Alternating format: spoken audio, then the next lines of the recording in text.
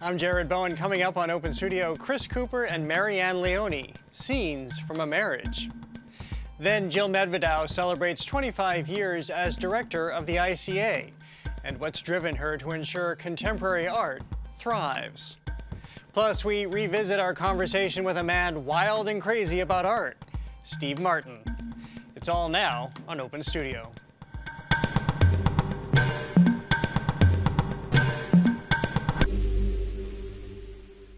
We have a different look this week because after a decade on the air, Open Studio is ending. Our series finale is June 2nd, so for the next few weeks, in our final shows, we'll have conversations about art with performers, artists, and arts leaders. It's an EGOT lineup, actually, with Emmy, Grammy, Oscar, and Tony Award winners all joining us. First up tonight, Oscar-winning actor Chris Cooper and his wife, the actor and writer Marianne Leone. They met in a New York acting school in 1979 and then didn't work together again until now in the short film Nuts. He was howling in the car. I'd never heard him do that, and I had to turn around. Oh my God. Are you okay, Frenchie? Oh my God. I don't know. Howling? He was now, and then he was whimpering after that, so. Oh my God. I'll stay. Marianne Leone wrote the script, Chris Cooper directed, and they shot it together in their home alone during the height of the COVID pandemic. It's part of the anthology Within, streaming now on STARZ. We talked recently about working together, the characters that scare Cooper, and the local movie theater that needs saving. Chris Cooper, Marianne Leone, thank you so much for being here.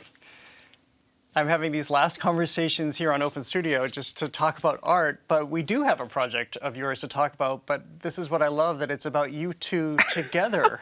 I've never interviewed you both together at the same time. Right. You're both actors. You've been married for a very long time, and you just did your first piece together since 1983. It's unbelievable. Before 1983. This was, the last time we had acted together was in Nancy Savoca, the filmmaker, her student film, her senior film at NYU, which won the Haig Manoogian Award, first time given to a woman director.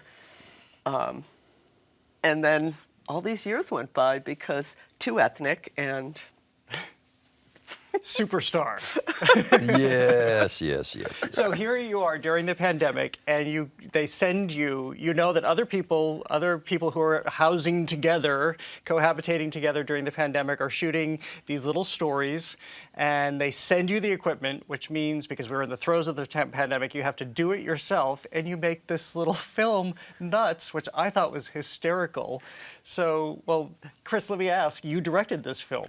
I directed it, and in your own house. In our own house, and what they sent us these 2 luggage size full of equipment, more than what we needed to shoot the film, because ours was just bare bones. And thanks to Marianne's brilliance, she was asked to write the 10 or 15 minute script, and she did it in such a way that the script that she wrote, which is unusual, we could shoot chronologically, which helped us big time. Where's your mask?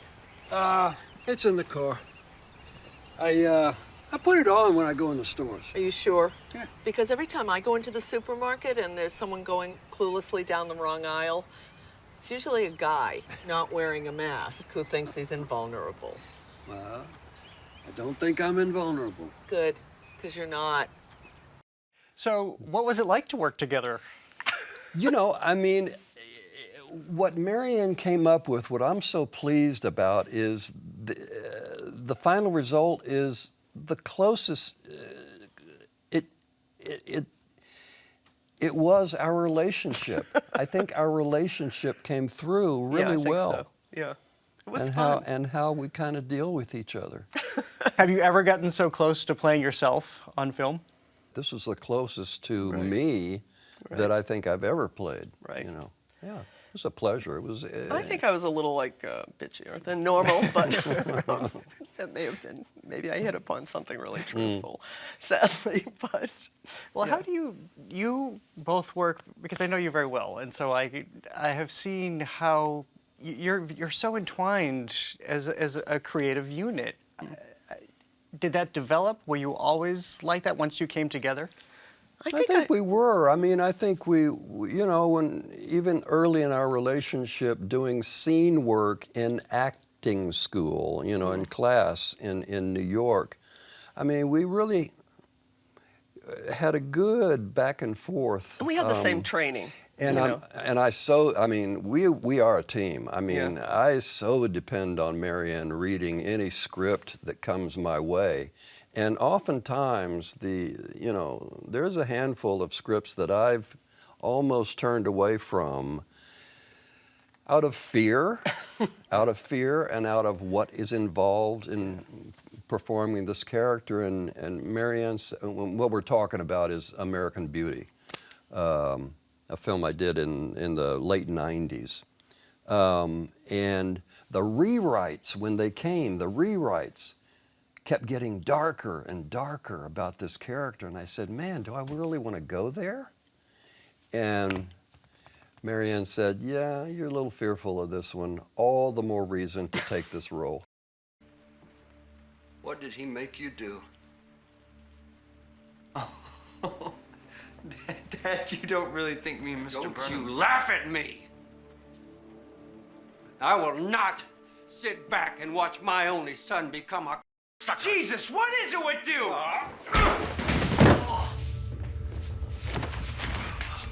I swear to God, I'll throw you out of this house and never look at you again. So that's so interesting, because you have to know Chris. Right. You have to know Chris as a person, as a talent, as an actor, but you know how to push, when to push. Also, I was a reader. That was a job I had. I was a reader at MGM, and it was what gave me courage to write, was after reading script after script after script. So it kind of gave me a good idea of what to expect. This is when when we were watching videos. Yeah. Yeah, and I wrote video copy too. Yeah, that was weird. Yeah. So you have been writing for a long time now. You've written about your son. You've written about your mother. Now you're writing about yourself. I know, it's frightening. You are hilarious. But when did you decide, or when did you know that writing would become a core of who you are?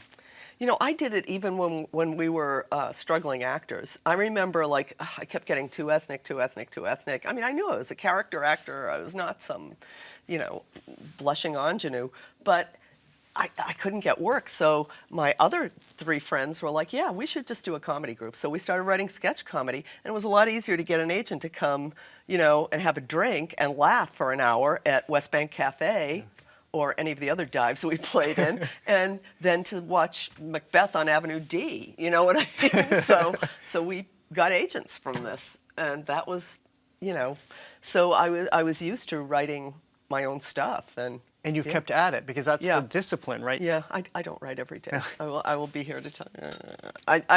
You know, I go through periods where I just feel too enraged to do anything. Well, to talk about news for a second, the West Newton Cinema, where I saw my first film. What was it? It was, I'm not sure if I remember the title. It was a Raggedy Ann and Andy animated film, because my mom had grown up in Newton, so that was where we must have been visiting my grandparents, and so I still remember it. It was because who doesn't remember their first cinematic experience? And I remember seeing it there. That theater is imperiled, but you both have come to the cause. Because John Sayles was just here recently. You interviewed him, and he's a dear friend, and we've known him forever. He stayed with us, and he did a reading of his new book, Jamie McGilvery, in conjunction with Newtonville Books and West Newton Cinema. And, you know, we met the owner of the theater, and I was so impressed, because I, too, went there as a little kid. I could walk to that theater. And, you know, they told us that it was going to be bought out by a big real estate developer, and that they're trying to save it and make it into a nonprofit. So Chris just did a video for them. John did a video for them. This is Chris Cooper, and I'm asking the community to get behind the nonprofit West Newton Cinema in their effort to preserve this place that has been special to so many people since its opening in 1937. If you want to keep seeing movies on a big screen with an audience, please donate to their capital campaign. We can't keep making movies if there's nowhere to show them. And we're hoping that the community can come together and help this, just keep this landmark theater, because, and maybe it can be a number of things. Like there could be more writers who have film connections doing things, at the theater. That would be... This cinema, its floor plan is not like what you would generally imagine about a theater. This has room for a small library if it wants. The uses of it could be so wonderful and widespread. Yeah. Could be really put to good use. Cinema is in film. It's still fundamental to both who you both are. Yes. Yes. It is, and I must say, I think folks see it. It's changing. The business is really changing. Yeah. The studios have gone to family, kid-friendly, and it's. What attracted me to film were the films of the 50s, 60s, 70s, simply human-to-human behavior. And it has so changed, Well, there's always been spectacle. I mean, there's always been it. Yeah. I mean, yeah. but now we feel we'll be replaced by AI soon, so it's good to be at the sunset of our career.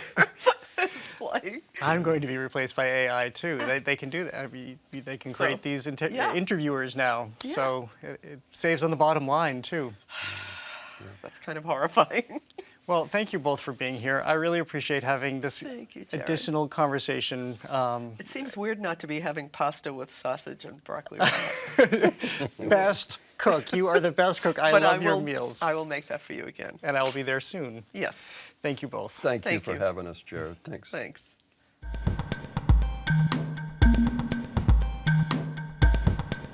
Next, Jill Medvedow has been leading Boston's Institute of Contemporary Art for 25 years. Something I've always seen in Medvedow is that she is a builder of community, a champion for voices long marginalized, and is someone who has ignited the arts as a provocative platform for activism and welcoming. In other words, her vision of a museum is not the same old, same old. Jill Medvedow, director of the ICA, thank you so much for being here. Oh, it is my pleasure to be here with you. Well, these are all conversations about art, as I keep saying, but we do have something great to talk about, which is Simone Lee, the fabulous show that you have on view right now that started at the Venice Biennale, an international launch for this show, put the ICA in front of the world, and now we have it here. What does this moment represent? It has been extraordinary, past really 3 years almost since this project took off, including organizing a U.S. pavilion at the Venice Biennale during the pandemic.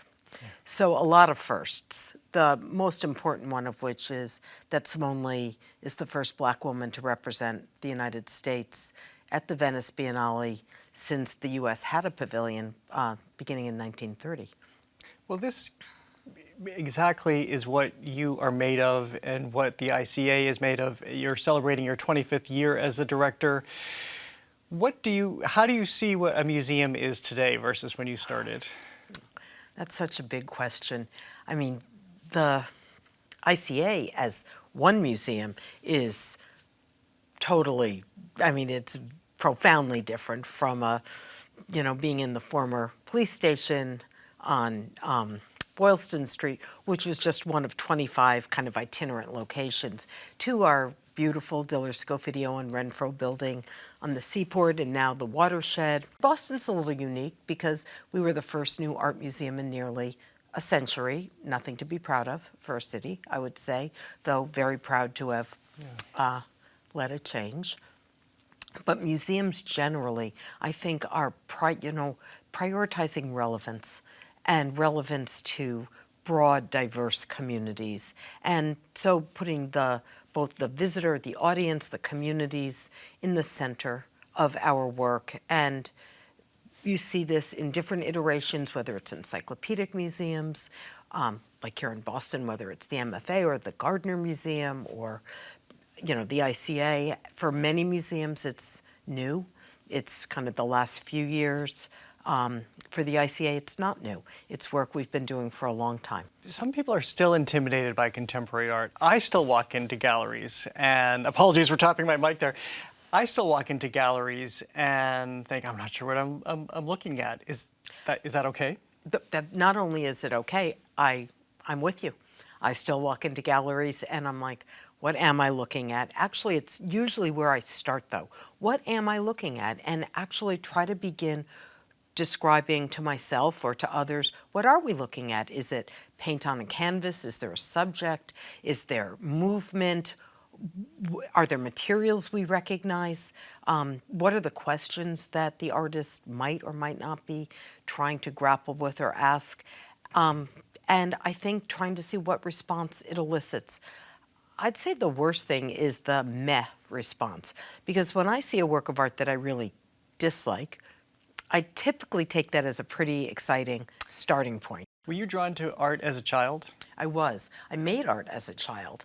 I grew up in New Haven, Connecticut, and my mother's best friend was an artist. She and her family lived 2 houses behind us, and my mother signed me up for art lessons. But this friend of my mom's, her name was Joan, she made 5-foot high still lives and portraits. She sold them. And so I, as a young kid, a grade school child, was making 5-foot, high canvas still lives and landscape paintings. And so that was important to me. The other thing that changed my life, though, I'd say, was the Yale University Art Gallery, which is one of the great museums in our country with an extraordinary collection. And my mother took me first. And How old were you? Probably, 6th grade, I'd say. But then I began to be old enough to take the bus downtown. We lived right in the city, so it was a direct bus route. And the world opened up for me. And for some crazy reason, I thought I got it. I either got the bug or I had a sense that I understood what I was looking at, or I didn't care. But whereas New Haven was a kind of small, defined world, the Yale University Art Gallery gave me a big universe. Have you felt there's been a change? Because there is still that notion that museums are elitist that we have to counter. We have to counter it because it's not true. What is true is that we still charge mostly, admission, not all the time. The ICA is free on, Thursday nights and free on most Monday holidays, and free for everybody 18 and under. So there's lots of points of access. What I think, though, is that we have a ways to go. I mean, the art museums were mostly founded as places of white power and privilege. And so we have to earn the trust of communities who typically were not part of our audience. School museum trips, which used to be part of a curriculum, are no longer a given, because that's how lots and lots of young people were introduced to museums and then could find their own path. But like one of the things I admire most about you is that you combine curiosity, knowledge, and insight. You do. And that is something that I try to model at the ICA. Well, my whole entire being is driven by curiosity. I thank you for acknowledging that. Final question. We don't always get to see a lot of the permanent collection on view at the ICA, but is there one piece that, going back to your earlier point about what you saw at the Yale Art Museum, is there one piece that you point toward, or is there something that is just so emotionally resonant to you in the ICA's collection? I think that I would point to Cornelia Parker's Hanging Fire. I love that work so much. It was one of the first works to enter our collection, and I love that, just to describe it, it is these kind of hung on, almost invisible filaments, pieces of embers. So it's sculptural, it hangs from the ceiling, it has movement, when there's a breeze, but the embers are from a house building that was torched by arson. So out of what could be despair and death and danger and destruction, all D's. But out of that comes this sense of air and breath and life rising. And to do that out of the most commonplace material that you could see in our fireplace, in a fireplace, or and take something that no one would think of as high art, right, and transform it into this beautiful, moving, stirring, incredibly imaginative work of art. Kind of sums it up for me. It's a beautiful summation, a beautiful ending. Jill Medvedow, thank you so much. Thank you. Thank you, Jared, for all you do.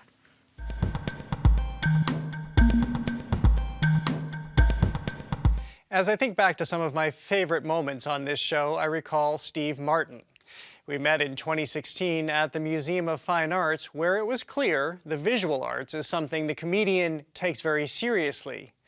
We were there to talk about the work of Canadian painter Lawren Harris, because Steve Martin, the longtime collector, had become a first-time curator. My wife and I will sometimes just sit and watch a painting like we'd watch a TV show. Just sit and go, then look at this and look at that. For as long as Steve Martin has been Steve Martin, a bright king of comedy, star of many a touchstone film, I'm gonna buy you a diamond so big, it's gonna make you puke. he's also been a passionate student, patron, and collector of art. How would you describe the place that art has had in your life? Art has been very significant in my life, not only as a hobby, as a collector, but also socially. Meeting people in the arts is always stimulating. Did you have exposure since early childhood? No, I didn't get interested in art at all until college, when college did what it's supposed to do, introduce you to new things. About 20 years ago, shooting and performing in Canada, Martin encountered the work of painter Lawren Harris, now considered a Canadian national treasure. In the 1920s and 30s, Harris boldly reinterpreted what he called the Great North, with his solid, serene landscapes. What was it about his work that first really seduced you? I think he's a very stirring painter, and he had a great accomplishment. And it's unfortunate, that America knows of the Canadian comedians, and they know of the actors, and they know of the singers, but they know nothing about Canadian art. So when offered the chance to make his curatorial debut with a Harris retrospective now at the Museum of Fine Arts Boston, Martin leapt. For Harris, I think being alone in the mountains was very uplifting.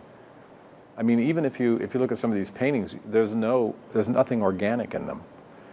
Very rarely do you see a living tree. The trees are dead. So he's dealing with the spirituality of just the naked planet. One where the light brims, bathing snow peaks, chasing clouds, and radiating off of icebergs. It's almost like inner light. I would call it reflected light versus inner light. And, those are fancy terms, but just saying that the paintings really look good. Embarking on his curatorial quest, Martin crisscrossed Canada much as Harris did, making it a point to see every painting in person before including it in the show. I would imagine that there were a lot of revelations. You think you know his work, and then when you see this expanse of it, what were they? Well, one of the main ones was when you just have a passing familiarity with his work, you tend to think of them as blue and white, if you just look around. But the more time I spent with him, I realized the range of color was vast. Colors that you can't even name. It's like if it's true that Inuits have 50 words for snow, Harris has 50 gradations of blue. Harris was a pioneer painter, arriving at a style all his own. But Martin points out in this companion show from the MFA's own collection, American artists were developing a similar aesthetic. With artists like Georgia O'Keeffe, Edward Weston, and Arthur Dove, the modernist movement was taking hold across the Americas. And what was the experience like to go through the MFA's collection? To look in a museum's basement is something everyone should have the opportunity to, who has an interest in art, because down there are fantastic pictures that they just don't have time to show or room to show. And did they inform each other, or did you understand more about Harris through those, or understand more about the American artists? No, it's more about what Harris's relationship is to these modernist painters. Now, these painters are not a group. They didn't have a manifesto among them, but you feel the companionship, even as their styles are diverse, that they're presenting something new and disparate yet unified. And purely ideal.